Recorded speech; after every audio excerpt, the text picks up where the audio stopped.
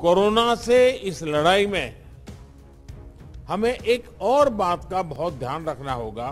Local containment पर ज्यादा focus करना बेहतर होगा। मैं आज अपने उन हेल्थ केयर वर्कर्स, हमारी आशा बहनों का भी अभिनंदन करता हूं जो मौसम की कठिन परिस्थितियों के बीच वैक्सीनेशन अभियान को गति देने में जुटे हैं। साथियों, टीकाकरण को लेकर भ्रम फैलाने की किसी भी कोशिश को भी हमें टिकने नहीं देना है। कई बार हमें ये सुनने को मिलता है कि टीके के बावजूद संक्रमण हो रहा है तो क्या फायदा। मास्क को लेकर भी ऐसी अफवाहें उड़ती हैं कि इससे लाभ नहीं होता।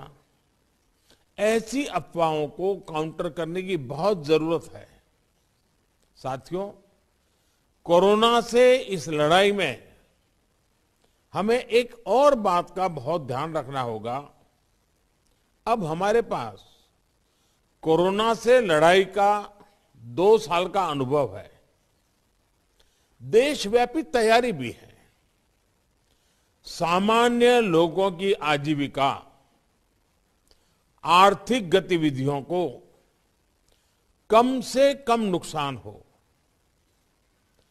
अर्थव्यवस्था की गति बनी रहे, कोई भी रणनीति बनाते समय हम इन बातों को जरूर ध्यान में रखें। ये बहुत आवश्यक है और इसलिए लोकल कंटेनमेंट पर ज्यादा फोकस करना बेहतर होगा। जहां से ज्यादा केस आ रहे हैं, जहां ज्यादा से ज्यादा और तेजी से टेस्टिंग हो, ये सुनिश्चित करना भी आवश्यक है।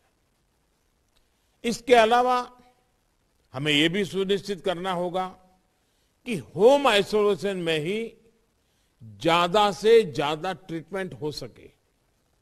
इसके लिए होम आइसोलेशन से जुड़ी गाइडलाइंस को, प्रोटोकॉल को, उसे फॉलो करना और स्थितियों के अनुसार इंप्रूवाइज करना भी बहुत जरूरी है।